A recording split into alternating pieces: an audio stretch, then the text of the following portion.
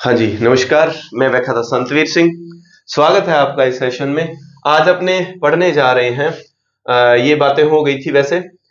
ये रही हुई थी मुगल और सल्तनत काल, मुगल और राजस्थान के शासकों के मध्य जो संबंध थे, जिसमें स्ट्रगल किया।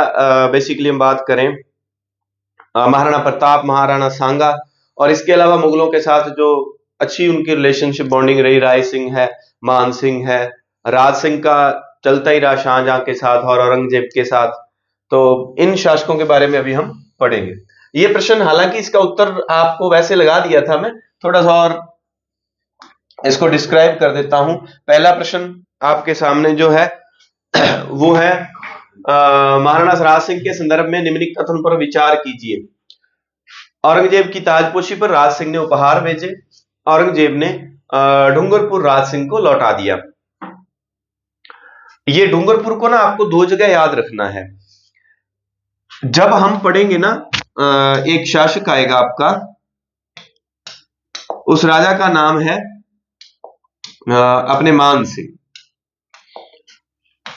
इस डूंगरपुर को, क्योंकि दोनों शासक हमारे इसमें लगते हैं ना, डूंगरपुर का राजा होगा आसकरण किसके समय? डूंगरपुर का राजा है आसकरण किसके समय? मान सिंह के समय। और मान सिंह जो है वो 1573 में डूंगरपुर को फतेह करेगा। मान सिंह 1573 में। उस समय याद रखेंगे, बागा उसका सेनापति था आसकरण का उस समय। क्योंकि ये बिंदु हाईलाइट इसलिए कर रहा हूं मैं, ग्रेड फर्स्ट में हिस्ट्री में आपके जीके में बहुत सारे प्रश्न वो पूछे जाते हैं जो हिस्ट्री सब्जेक्ट में असिस्टेंट प्रोफेसर में या हिस्ट्री सब्जेक्ट स्कूल व्याख्याता एग्जाम में जो प्रश्न आते हैं।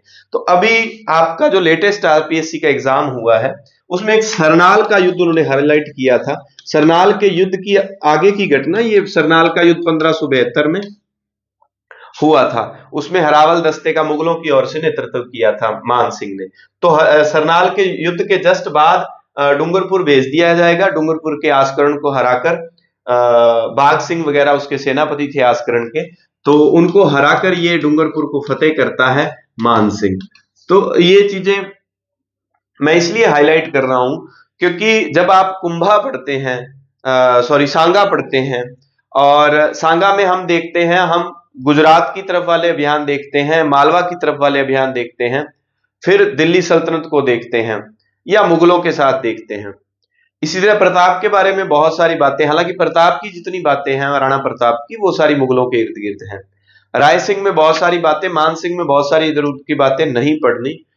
इस टॉपिक में से अगर प्रश्न आता है तो वो आएगा मुगलों के साथ उनकी कौन सी घटनाएं, किस युद्ध में भाग लिया मुगलों के खिलाफ या मुगलों के पक्ष में, उसमें कितना भी डीपली एग्जामिनर जा सकता है। इधर उधर खड्डा ना खोदें। अब आप दोहराव करके भी जाएं तो इस तरह से दोहराव करना है कि मुगलों के इर्द गिर्द क्या बातें रहती हैं। तो ये दोनों ही बातें सही है। औरंगजेब की ताजपोशी पर राज सिंह ने उपहार भेजे थे और औरंगजेब ने डूंगरपुर राज सिंह को लौटा दिया था। ये दोनों बातें सत्य हैं। वैसे अगर आपने स्क्रीनशॉट वगैरह लेना होता है तो ले लिया करें, ठीक है। तो ये बागा और दुर्गा दो सेनापति थे उसके, लड़ते हुए जो शहीद हुए थे। ये 1573 का किस्सा है मान सिंह के। उस समय मैं भूल भी जाऊं तो अभी चलो आपको इसलिए लिखा दिया।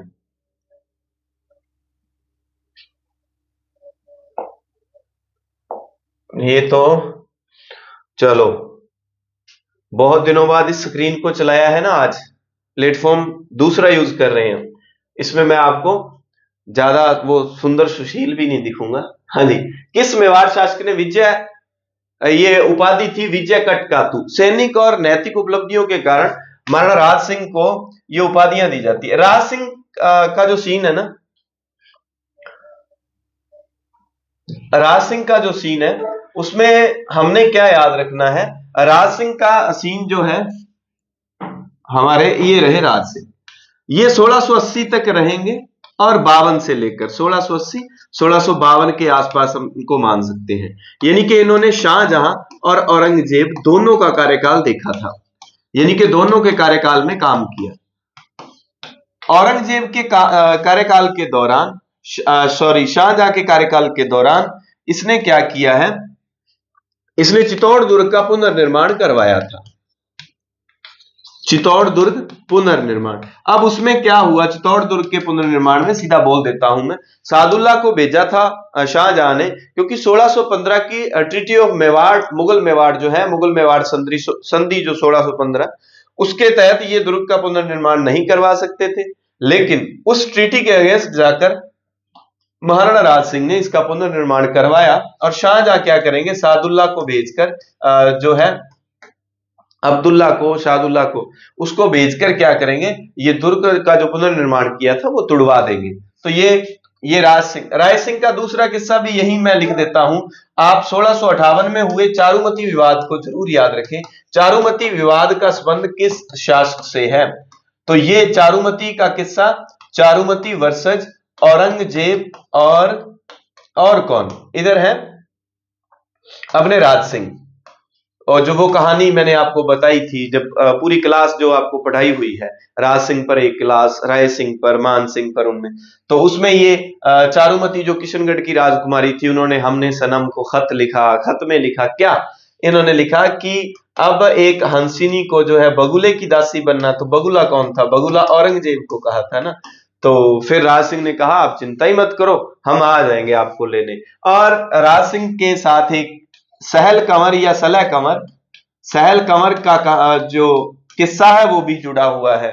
चूंडावत मांगी निशानी, सिर काट दियो छतरानी, वो वाला किस्सा भी जुड़ा हुआ है। तो राज सिंह के साथ किस्से ही किस्से जुड़े हुए हैं, तो ये थोड़ा सा आप याद रख सकते हैं। नेक्स्ट, 1593 में बीकानेर के राय सिंह की सेवाओं से प्रसन्न होकर अकबर ने उन्हें वर्तमान गुजरात में किस स्थान की जागीर प्रदान की थी? गुजरात में जूनागढ़ जागीर उनको दी गई थी। 1593 की बात है, ठीक है। हालांकि 1574 में जो वो गद्दी पर बैठ जाएंगे, 1574 में बैठ जाते हैं ना, 74 से लेकर 1612 तक का सीन रहेगा राय सिंह का। नेक्स्ट प्रश्न, अभी खतरनाक वाले प्रश्न आगे आएंगे, क्योंकि शुरुआत में बच्चे जो है थोड़े नए नए हैं, तो उनको ठीक ठीक प्रश्न, अभी मैंने जो ग्रेड सेकंड का अभी अपना लास्ट बड़ा एग्जाम बचा हुआ है, उसके बाद एक करंट का जो है, करंट अफेयर्स का, क्योंकि मुझे कुछ दिन बीच में जाना पड़ेगा मिनिस्ट्री ऑफ एजुकेशन के लिए। आपको बताया था कि राजस्थान के 2 टीचर सिलेक्ट किए हैं पूरे राजस्थान से, लाखों शिक्षकों में से, तो उसमें मुझे भी सौभाग्य मिला है मिनिस्ट्री ऑफ एजुकेशन दिल्ली जाने के लिए। तो वो करंट की क्लास हो सकता है 1-2 तारीख तक मैं आपको दे पाऊं, और वो पूरी आपको 3-4 मंथ का जो मुख्य मुख्य डेटा होगा, यानी कि अभी 21 अगस्त को भी एक एग्जाम हुआ है, उसके क्वेश्चन भी उसमें आपको डाल दिए जाएंगे। निम्न में से किन क्षेत्रों को राणा सांगा ने करमचंद पंवार की वफादारी तो इसमें प्राप्त करने के लिए उसे दिया? असल में ये तो कुछ क्षेत्र दिए थे, ठीक है, और इसको जागीर तो सांगा के पापा ने, रायमल ने दे दी थी, करमचंद पंवार जिन्होंने पालन पोषण किया था राणा सांगा का। अजमेर, मांडलगढ़, पर्वतसर, बनेड़ा, और 5 नंबर पर एक और लिख लेना आप, फुलिया। ये जागीरें जो है, हालांकि इसको ये असिस्टेंट प्रोफेसर के पेपर से शायद मैंने निकाला हुआ प्रश्न है, क्योंकि ग्रेड सेकंड में अगर सांगा से प्रश्न पूछा जाएगा तो मुगलों के दृष्टिकोण से, तो ये सारी है, सारी बातें ही हैं। 15 लाख की आय वाले वो परगने भी, वार्षिक आय वाले परगने भी उनको दिए थे, ठीक है। तो आप अब ये देखो, ये प्रश्न जो है अभी हाल ही में किसी एग्जाम में आया हुआ है, ये उसमें आया होगा सब्जेक्ट वाले पेपर में। मान सिंह ने उत्तर पश्चिम सीमांत भाग में मिर्जा हाकिम के किस सेनानायक को नीलाब दुर्ग के आक्रमण में मार दिया? अब आप एक बात का ध्यान रखना कि ये जो है ना, सब्जेक्ट में भी अगर प्रश्न आया, और मैंने आपको हिस्ट्री पढ़ाई थी, हिस्ट्री क्लास से 1st ग्रेड और 2nd ग्रेड के लिए, जीके के लिए वो कॉमन जो हिस्ट्री लगती है, तो सब्जेक्ट में भी अपने कंटेंट से आपको प्रश्न बाहर नहीं मिला। एक प्रश्न जो राणा प्रताप को, जो भामाशाह को किसकी जगह वो प्रधानमंत्री वो बनाया था, भामाशाह से पहले कौन था? राम था, रामा था, तो वो बस एक वो चला गया। और प्रताप के बारे में मैंने आपको वैसे भी फैक्ट कम दिए थे, और कहा था कि राणा प्रताप के बारे में बहुत सारे फैक्ट आपके पास होते हैं, तो मैंने आपको उस समय कहा था कि ये मैं थोड़ा ही करवा रहा हूं, बाकी सभी में। तो इसका उत्तर जो है, असल में इसका नाम था शाह दमन बेग। शाह दमन बेग। इसको मिर्जा हाकिम की तलवार कहा जाता था, मिर्जा हाकिम की तलवार। हालांकि ये तथ्य मैंने उसमें नहीं करवाए थे, ऑथेंटिक बुक से अब थोड़े से। अब आपको ध्यान रखना है कि मान सिंह को उत्तर पश्चिम सीमांत भाग का प्रशासक बनाकर कब भेजा था? ये 1580 में, 79-80 में भेजा था, 1579-80 में भेजा था। उत्तर पश्चिम सीमा प्रांत में जो सियालकोट वगैरह हैं वहां पर मान सिंह को भेजा था 1580 में, 1580 में जो भेजा था, ठीक है। अब उधर जरूर ध्यान रखना, मिर्जा हाकिम के बाद ना यहां बादशाह अब्दुल्ला बनेगा। असल में ये कहां के लोग हैं? ये हैं काबुल के, काबुल में। और उत्तर पश्चिम सीमा प्रांत में स्पेशली अगर बात करें सियालकोट की, सियालकोट या उत्तर पश्चिम सीमा प्रांत में 79 भी भूल जाए आप, मान सिंह को कब भेजा था? मान सिंह को भेजा था 1580 में, जो कुंवर के रूप में उन्होंने अभियान किए, तो उसमें यह आता है। एक जरूर याद रखना, 80 में यहां भेज दिया और 80 से लेकर उत्तर पश्चिम सीमा प्रांत में कब तक रहेगा मान सिंह? 1580 से लेकर 1586-87 तक रहेगा, और 87 में बाद में इनको बिहार भेज दिया जाएगा। तो उससे पहले 1576 से लेकर 80 तक किसकी बात है? मान सिंह की बात है। मान सिंह लिखा हुआ है यहां, ठीक है। तो इसके बारे में मैं एक्सप्लेन कर रहा हूं। ये खाचीवाड़ा का हाकिम रहेगा। मान सिंह पे प्रश्न आने के बड़े चांसेस रहते हैं, क्योंकि मुगलों के साथ इसने काम बहुत किया था। खाचीवाड़ा का हाकिम, ठीक है। और ये खाचीवाड़ा का हाकिम रहेंगे। और उससे पहले, सबसे पहले मान सिंह का पहला बयान अगर पूछा जाए तो वो रणथंभौर के सुरजनहाड़ा के विरुद्ध था। रणथंभौर के सुरजनहाड़ा को जो है अधीनता स्वीकार करवाई थी मुगलों की, सुरजनहाड़ा को। तो पहला बयान रणथंभौर वाले सुरजनहाड़ा। फिर 1572 में गुजरात अभियान जाएंगे।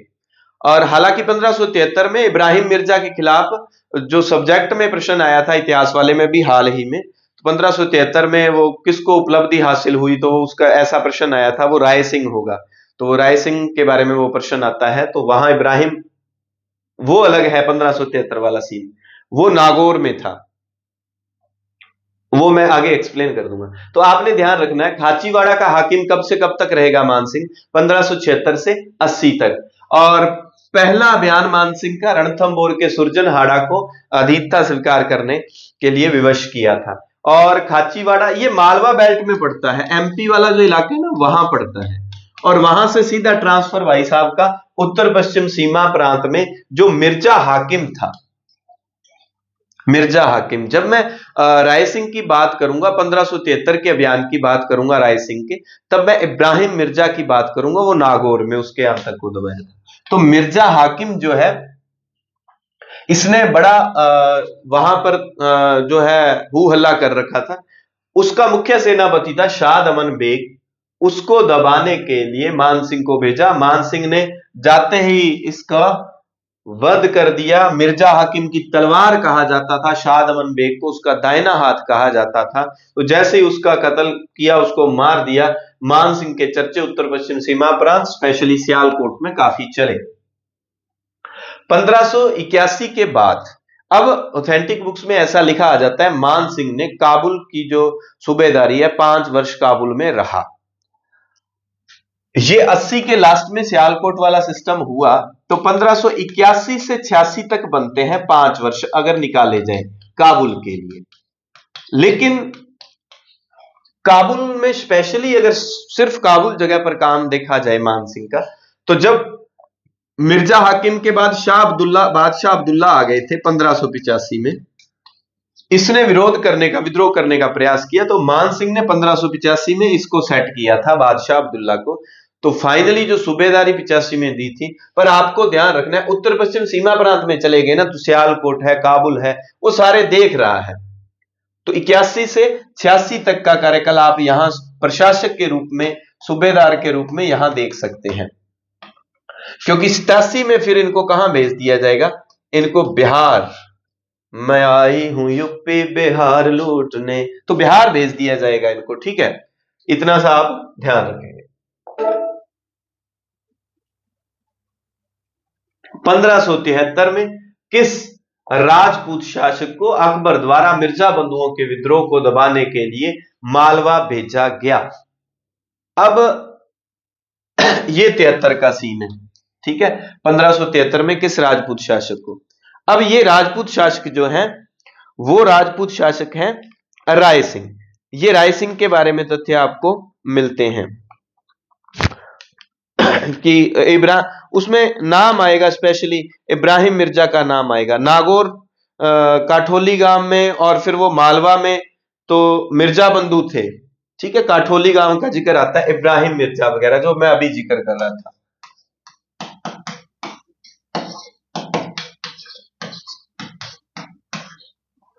ठीक है, तो मालवा भेजा गया।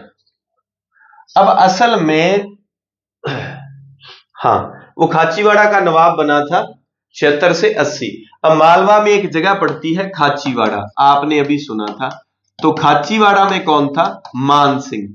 कब था मान सिंह? था 1576 से 80 तक। इस बात का ध्यान रखना।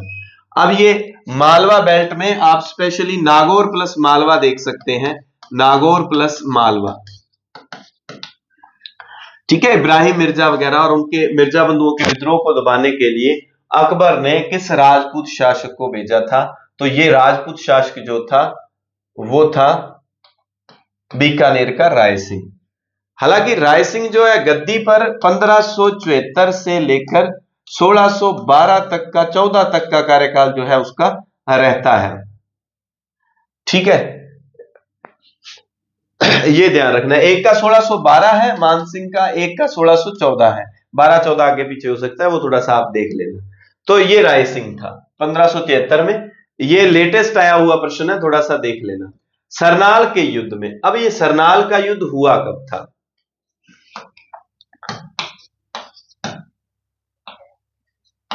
ये 1572 की बात है, मान सिंह के समय की बात है सरनाल का युद्ध।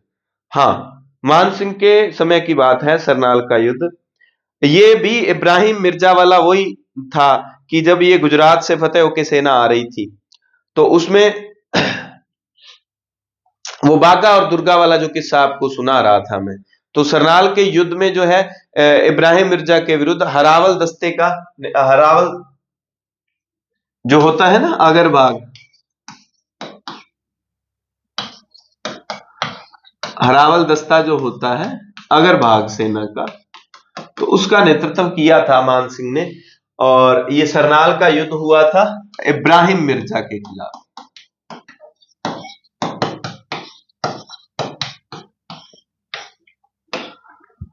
1572 सरनाल के युद्ध की बात है। और 1573 वाला वो सीन है, वो आपको अलग से याद रखना है, किसको ख्याति? वो राय सिंह था। ठीक है, और इसका ठीक उत्तर है सरनाल का युद्ध स्पेशली दे दिया, तो इसका ठीक उत्तर है कछवा युवराज मान सिंह। अब युवराज क्यों लिखा है? क्योंकि मान सिंह जो है राजा 1589 में बनेगा। मान सिंह शासक कब बनेगा? मान सिंह शासक बनेगा 1589 में। तो इस बात को ध्यान रखना है कि मान सिंह का कार्यकाल 1589 से लेकर 1614 तक रहेगा। तो राय सिंह और ये कंफ्यूज कर सकते हैं। हालांकि युद्धों की बात आए तो ज्यादा युद्ध किसके हैं? ज्यादा युद्ध हैं अपने उसके प्रताप को चलो यहां कर लेते हैं, बाकी मान सिंह के और उनके प्रश्न खूब पड़े हैं सांगा के मान सिंह के। तो ये आ गया प्रताप के मुख्य प्रधान के रूप में भामाशाह की नियुक्ति किसे हटाकर की गई? प्रधान के रूप में भामाशाह से पहले रामा था गद्दी पर। तो ये ध्यान। अज्जा कौन था? अज्जा कौन था? बड़ी सादड़ी का अज्जा था ना, बड़ी सादड़ी।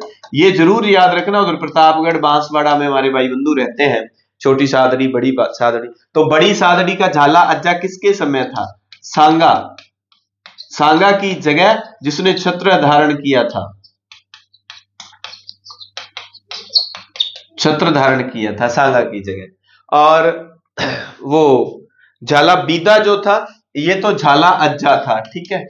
और एक है झाला बीदा, तो बीदा ने किसकी जगह छत्र धारण किया था? बीदा का संबंध प्रताप से है, ठीक है। तो प्रताप से पहले सांगा है, तो ए अनार पहले आता है ना, बै बाद में आता है, ए पहले आता है, तो सांगा के समय अज्जा था। इस बात को जरूर याद रखना। अब राजवीर सर काफी जो फेमस नाम आप जानते हैं ना, वो स्प्रिंग बोर्ड वाले, तो उन्होंने ना एक वीडियो बनाई थी, उसका रिप्लाई भी मैं करूंगा देर सवेर। तो वीडियो बनाई तो उसमें अभी मुझे याद आ गया, देखो प्रताप सांगा ये भी हमारी इसी तरह के हैं। और बहुत सारे ऐसे शासक भी हुए हैं जिन्होंने अंग्रेजों की वो चाटुकारिता की, मुगलों की चाटुकारिता की, तो वो भी इसी धरती के हैं। राणा प्रताप, जिनको बिल्कुल सैल्यूट है अपने कहते हैं, वो भी इसी धरती के हैं। लेकिन उन्होंने क्या कहा कि जो गद्दारी है वो खून में नहीं होती, मिट्टी में गद्दारी होती है, और पंजाब के लिए बोला, मतलब कि इनकी मिट्टी में गद्दारी है। तो फिर वो हालांकि अब वीडियो में क्या ही कहा जाए, लेकिन किसी विद्वान से इस तरह के जो है अपने को इस तरह का व्याख्यान, इस तरह की शब्दावली यूज की जाए, वो अपने उम्मीद नहीं रखते। विश्वासघाती दहिया सेजवाल विक्रम का वध किसके द्वारा किया गया? अच्छा, ये दहिया सेजवाल विक्रम का उसका पूरा नाम लिख दिया। वो दहिया जो कानड़ देव के समय था, ये कानड़ देव प्रबंध के ये जो जालोर वाला किस्सा है उसमें जो दुश्मनों के साथ, ये जालोर से है। और सिवाड़ा में विश्वासघात किसने किया था? सिवाड़ा में था भामला पवार, भामला पवार, ठीक है। तो इसका उत्तर था हीरा दे। नेक्स्ट प्रश्न, अमीर खुसरो की किस रचना में, ये थोड़े से वो प्रश्न एक दो रह गए थे तो उनका जिक्र, चित्तौड़ पर अलाउद्दीन खिलजी के, मुझे लगा कि ये बता देना चाहिए कि ये खिजाइनुल फुतू और तारीख इलाई, खिजाइनुल फुतू का ही नाम जो है तारीख इलाई, ये खजाइनुल फुतू है। इनमें कंफ्यूजन आपको हो सकती है, ये मुफ्ता उल फुतू है, मुफ्ता उल फुतू, ठीक है। इसको जरूर याद रखना है आपने, मुफ्ता उल मिफ्ता या मुफ्ता उल फुतू। इसमें जलालुद्दीन खिलजी के आक्रमण का उल्लेख है। बार बार लिखा रहा हूं क्योंकि ऐसे प्रश्न जो है हाईलाइट होते हैं। तो दो व तीन दोनों ही है। निम्न में से किस स्थान पर आमेर के मान सिंह प्रथम ने मुगल सेना नायक के रूप में काम नहीं किया? अब इधर भी किया, इधर भी किया, इधर भी किया। तो मालवा में स्पेशली जो है ना वो खाचीवाड़ा खींचियावाड़ा वो आता है, तो यहां पर नहीं किया, स्पेशली मालवा बेल्ट नहीं दिया, उसमें एक स्पेशल जगह पे काम किया था। तो उत्तर पश्चिम सीमा प्रांत काबुल बंगाल यहां पर किया था, और यहां मालवा में नहीं किया। खानवा के युद्ध में किन मुस्लिम योद्धाओं ने बाबर के विरुद्ध महाराणा सांगा के पक्ष में भाग लिया था? अब किसका बात आती है? सांगा की बात आती है। सांगा के पक्ष में कौन कौन था? एक नंबर था, 2 और 4 तो छोड़ देते हैं, पक्ष में भाग लिया। आप थोड़ा सा इसको देख लो, मैं अभी आगे एक आपको स्लाइड दे देता हूं, वो स्लाइड इधर जो है ना पड़ी है। मैं जैसे ना इनमें थोड़ा थोड़ा आपको याद रखने का तरीका, जैसे सांगा और रणथंबोर वाले हमीर में 2 बातें कॉमन होंगी। सांगा के जो संरक्षण में भी 2 अफगान आए थे, ठीक है। उन अफगानों ने क्या है, सांगा का साथ दिया था। और जो है उधर राणा हमीर, सॉरी हमीर देव चौहान जो था, उसके संरक्षण में भी आपको पता है मोहम्मद शाह कहब्रू वो मंगोल गए थे, तो उन्होंने भी संरक्षण दिया था। तो वो कुल मिला के 2 बातें इनमें कॉमन है।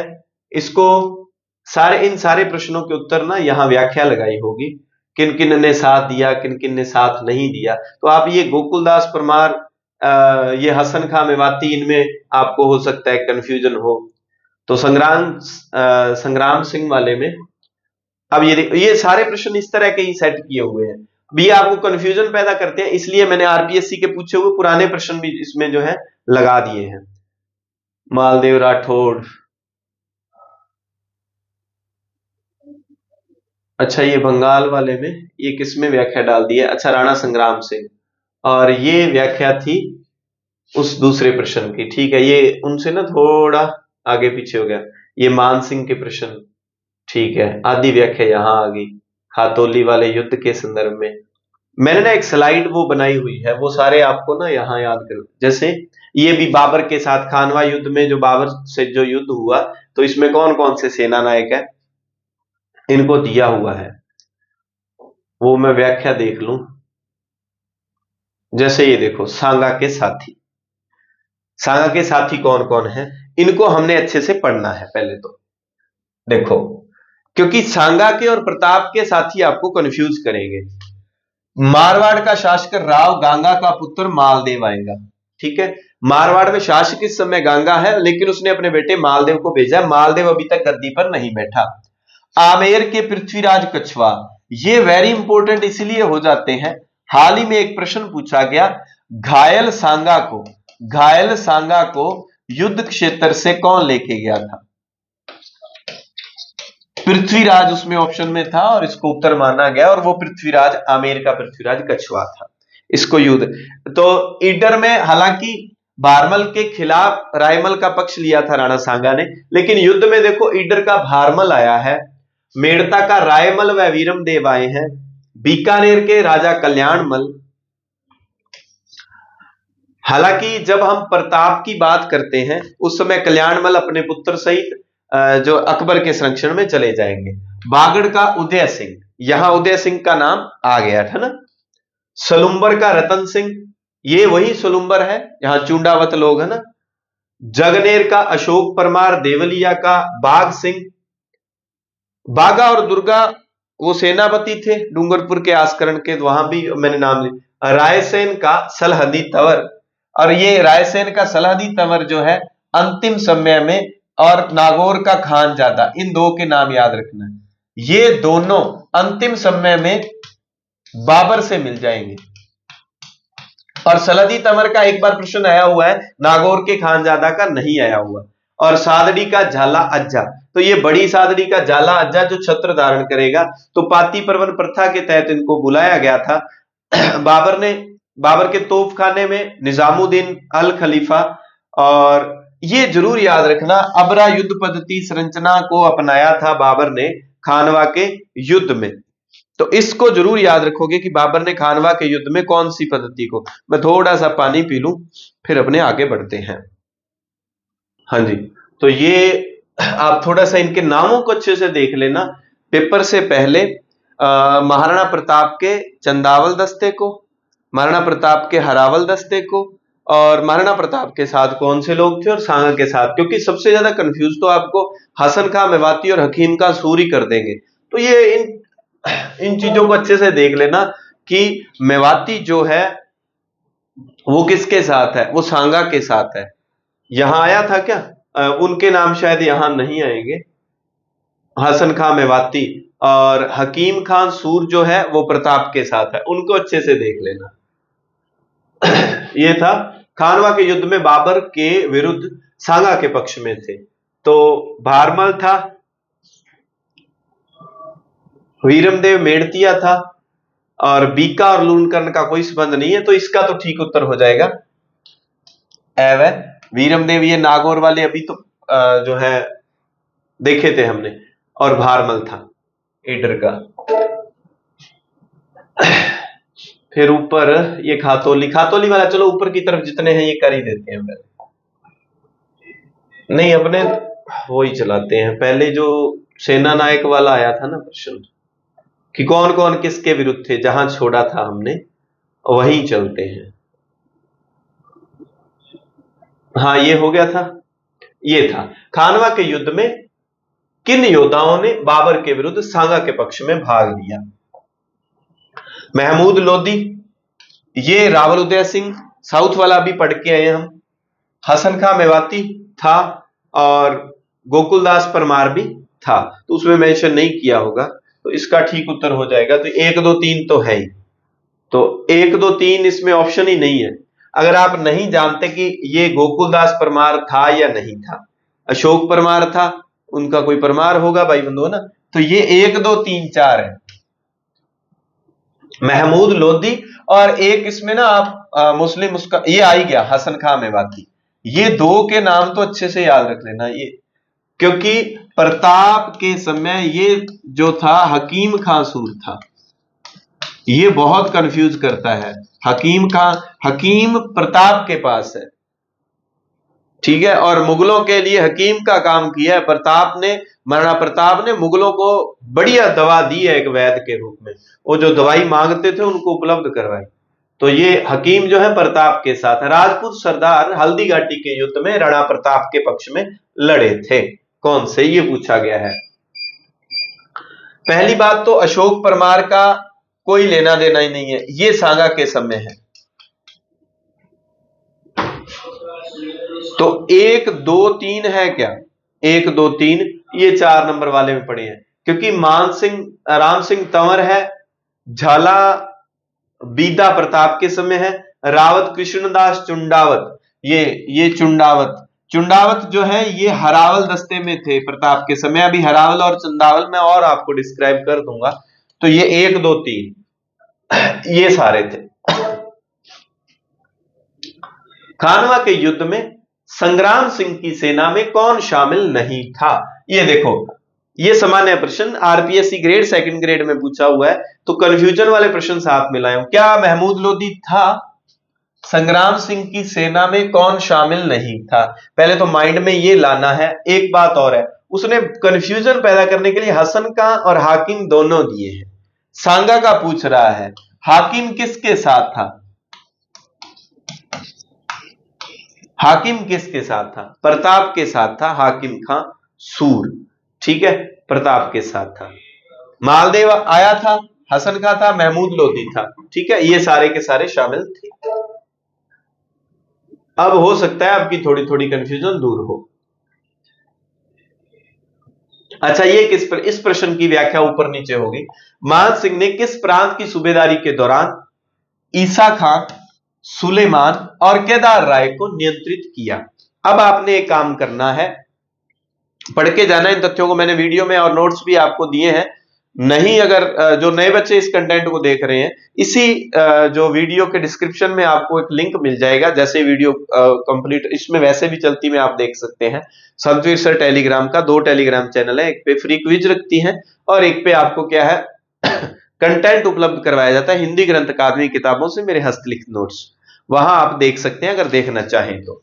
और ठीक लगे आपको मैटर अपना, तो चैनल को सब्सक्राइब कर ले, टेलीग्राम को फॉलो कर ले। अगर ठीक नहीं लगता तो कोई दिक्कत नहीं। तो ये हमने ध्यान रखना है कि काबुल में किसको हराया है? साद अमन बेग को, मिर्जा हाकिम और बाद में सादुल्ला। और फिर बात आती है कि बिहार में किसको हराएगा? बिहार में 3 नाम होंगे। गिदौर का पूर्णमल अभी पूछा गया था। फिर संग्राम सिंह जो है वो खड़गपुर का है, और हाजीपुर का गणपत। वो बिहार में जो जब जाएंगे तो बिहार में हम देखते हैं, बिहार में 3 नाम हमने देखने। बिहार में 1587 में बिहार की सूबेदारी मिलेगी, बिहार का सूबेदार। तो वहां पर हम देखते हैं सबसे पहले जाते ही गिदौर के पूर्णमल को हराएगा। जैसे राजस्थान में पहला अभियान रणथंभौर के सुरजनहाड़ा को हराया, तो बिहार में गिदौर के पूर्णमल को। एक संग्राम आएगा, खड़गपुर भी नाम आता है और संग्रामपुर भी आता है ना, दो जगह का संग्राम नाम आता है राजा का। और हाजीपुर का गणपत, एक अपने गणपत जी राजपुरोहित है ना, हिस्ट्री के विद्वान। ईसा खान, सुलेमान और केदार राय को नियंत्रित किया। कहां पर थे ये? बंगाल में ईसा खान। अब हमने एक उड़ीसा भी याद रखना है, नासिर और उनको जो किया था नियंत्रित। चलो पहले हम देखते हैं यहां बंगाल में। देखो बंगाल में कब? बंगाल में जैसे बिहार में 1587 से, ठीक है, और फिर 89 में जो मान सिंह है वो गद्दी पर कब बैठेगा? मान सिंह वो 1589 में राजा बनेगा, 1589 में, मानसिंह।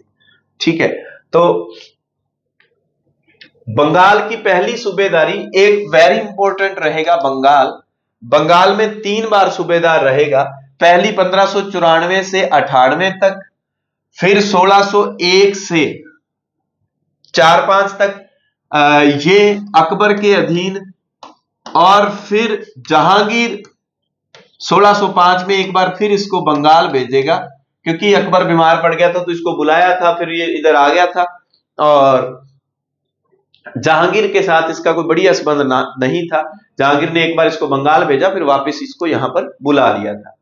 टांडा से राजमहल क्या किया, इसने अपनी राजधानी स्थापित की थी। तो वो ध्यान रखना, अकबरपुर और वो नगर बसाए थे, एक बिहार में बसाया था और एक अकबरपुर जो है इधर बंगाल में बसाया था। अकबरपुर नगर बसाया। काकुरुआ दुर्ग जीता था इसके पुत्र दुर्जन ने जीता था काकुरुआ दुर्ग इसके पुत्र ने। एसी बंद कर दो।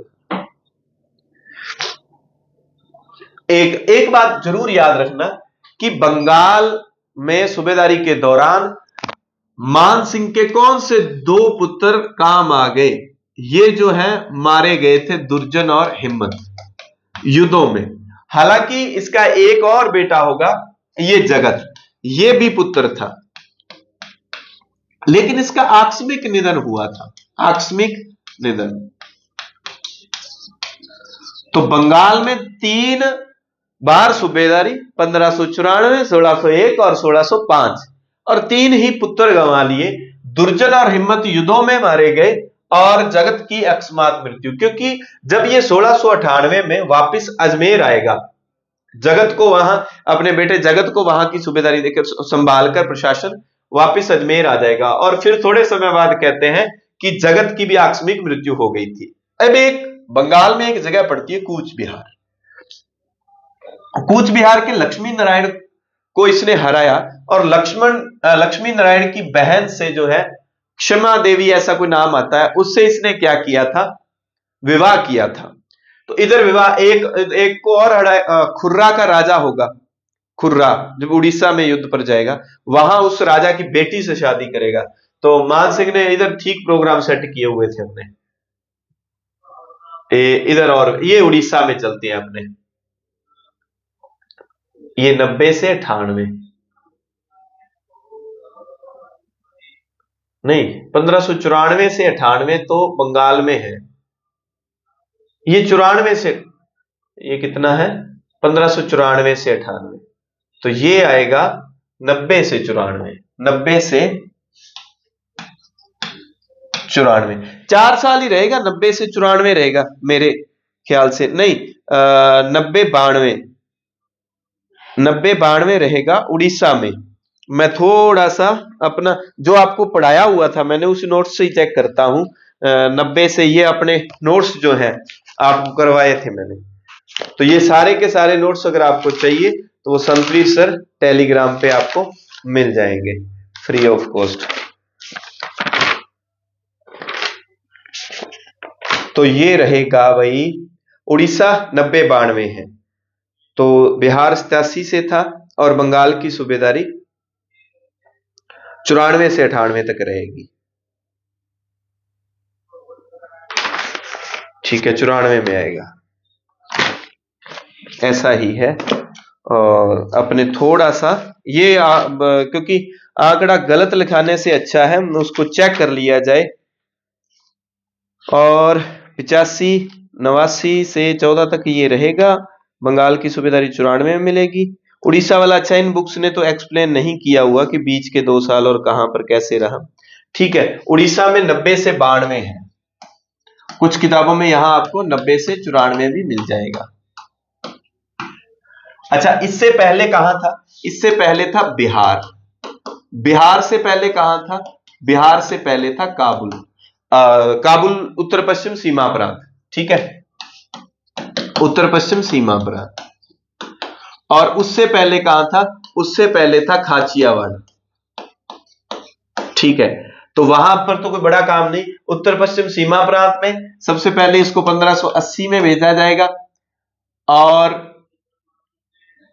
फिर बिहार में ये आ जाएगा 1587 से, ठीक है, 1587 से बिहार में चलेगा 90 तक काम, और फिर उड़ीसा में भेज दिया जाएगा 90 से 92-94 तक, और फिर 1594 से लेकर 98, फिर 1601 और फिर 1605। तो ये 94 से 98 वाला कार्यकाल कहां का आ जाएगा? ये बंगाल का आ जाएगा, ठीक है।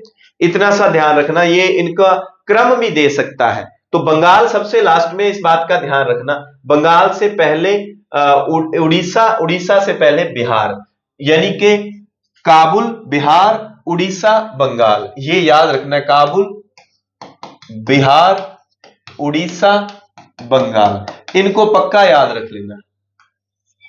काबी बंग कुछ भी करके लिख लो, ठीक है, काबी उबी कर लो, ठीक है, काबी उबी, क्योंकि बी भी बीच में आएंगे। बिहार सेकंड पे या बंगाल लास्ट में, सबसे लास्ट में बंगाल है। भी सबसे लास्ट में आदमी क्या होता है? कंगाल होता है सबसे लास्ट में, ठीक है, तो ये जरूर याद रखना। अब यहां पर उड़ीसा में कौन है? कुतलू खां और नासिर खां। और यहां पर बीजापुर युद्ध हुआ एक तो उड़ीसा में, एक हुआ सारंगपुर युद्ध, सारणगढ़ युद्ध।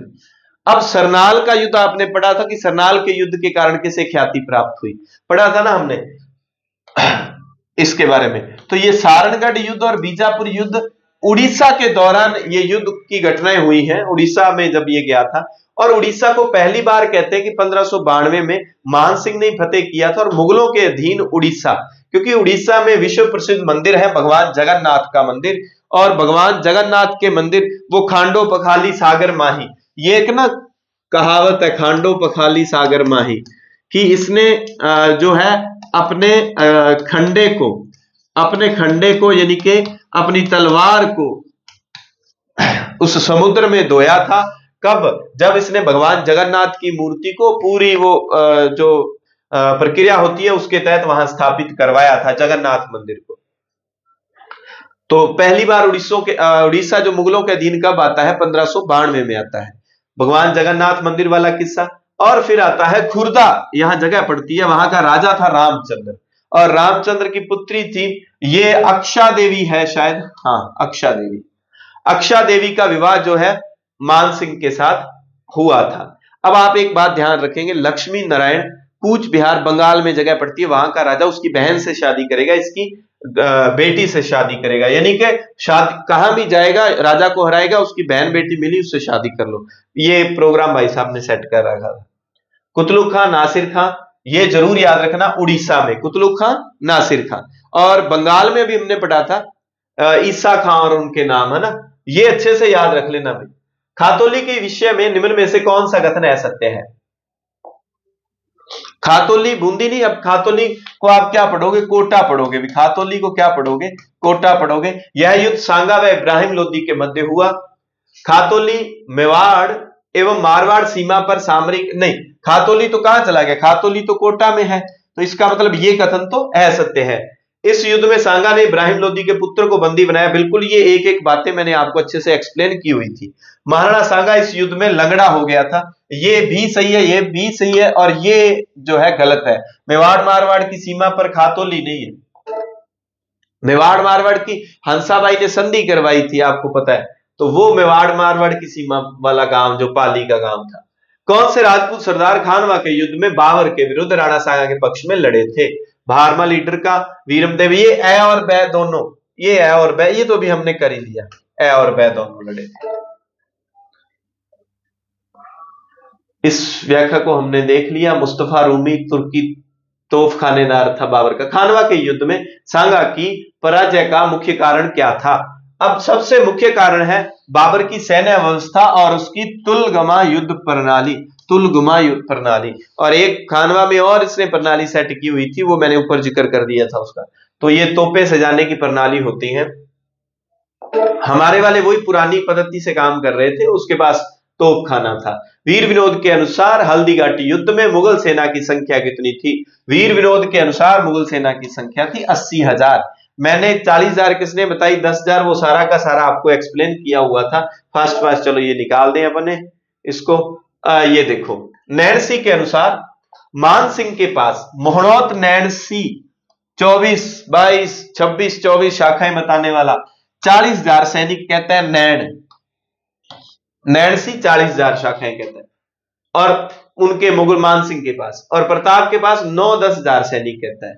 बंदायूनी क्या कहता है, बंदा गंदा था जो कहता है उसको गोगुंदा का युद्ध, हल्दी घाटी को। तो बंदायनी जिसने हिंदुओं के खून से अपनी दाढ़ी को रंगा था, वो बंदायनी कहता है कि मानसिंह की सेना 5,000 थी और प्रताप के पास मात्र 3,000 सैनिक थे। इसको छोटा सा युद्ध बताता है।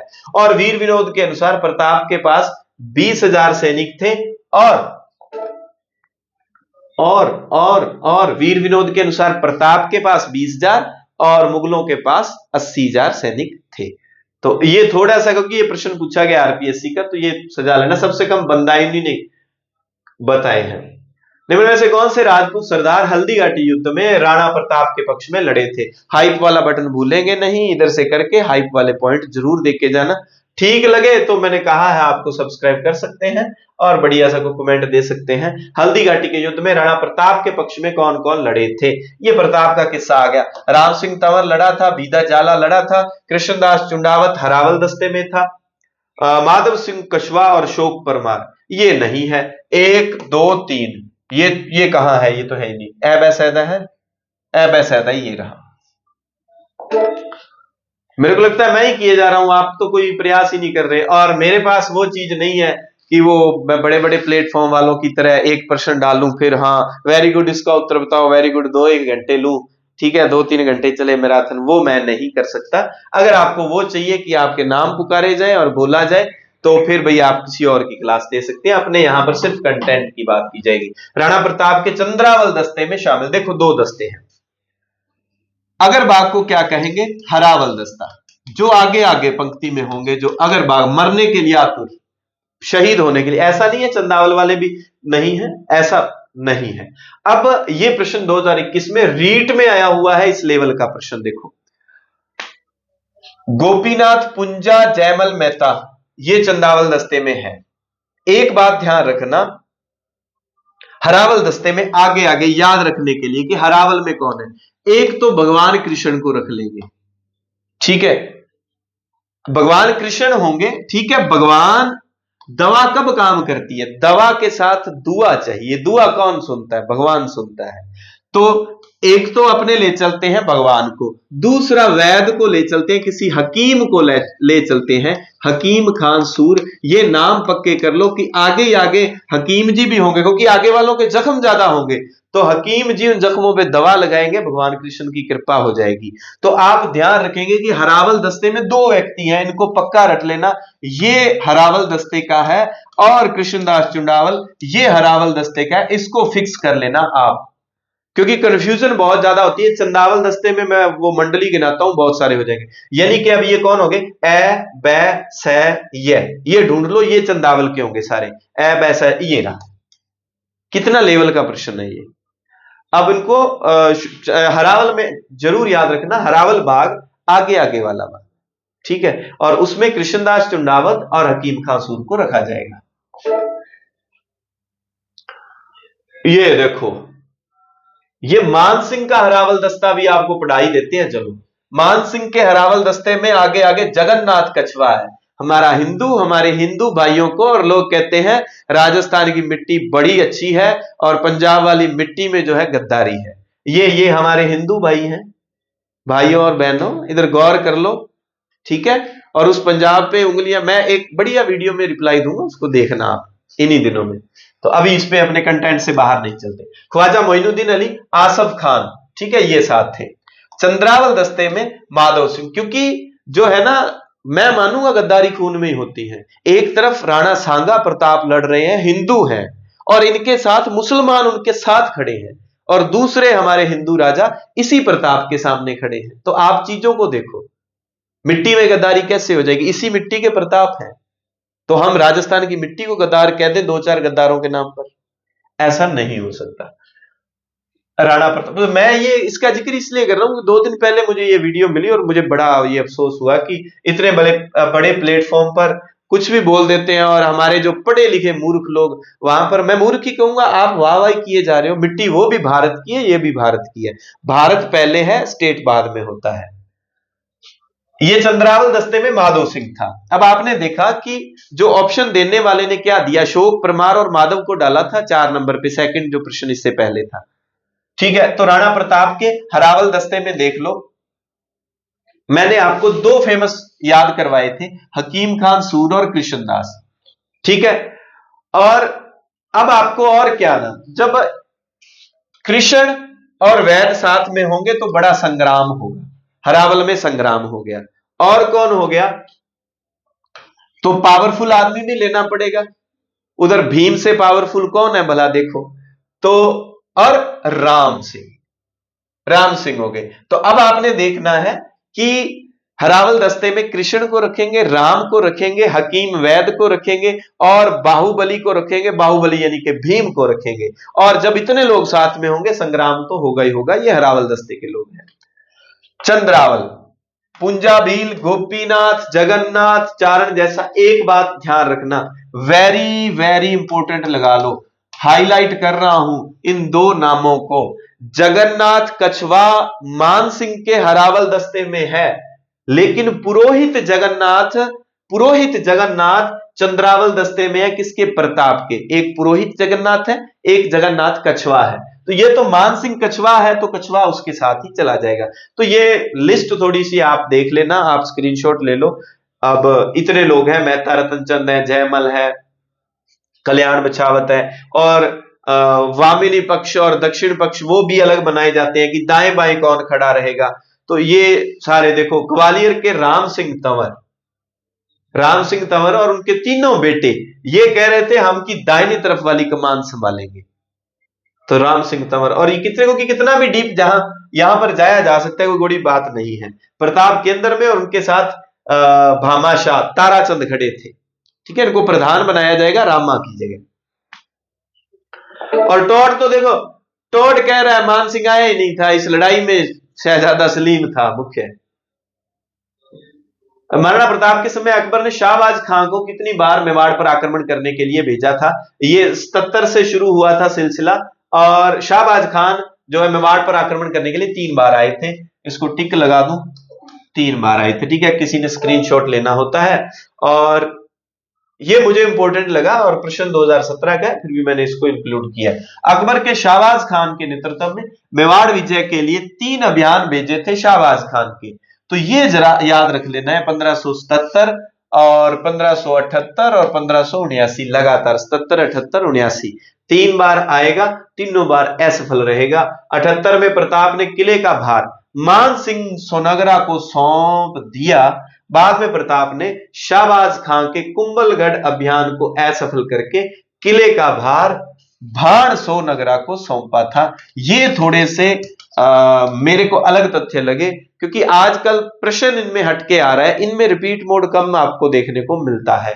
कि जब ये इसका शाहबाज खां का तांडव चल रहा था, सबसे पहले किले का भार मान सिंह सोनगरा को सौंपा, लेकिन जब शाहबाज खां को वो कुंभलगढ़ अभियान पर आया, उसको परास्त किया, उसको परास्त करने के बाद किले का भार किसको सौंपा था, भाण सोनगरा को सौंपा था। ठीक है, इस चीज को कुंभलगढ़ एक बार फतेह किया गया है ऐसा नहीं है। और वो जो अपने भरतपुर वाला है लोहगढ़ किला, वो अभेद्य दुर्ग है, उसको अभी तक फतेह नहीं किया गया। ठीक है, ठीक लगे वो लाइक शेयर वाला जो आपको मसला करना होता है करते रहे, और मिलेंगे नई क्लास, नए जोश, नए अंदाज के साथ। धन्यवाद, जय हिंद, जय भारत।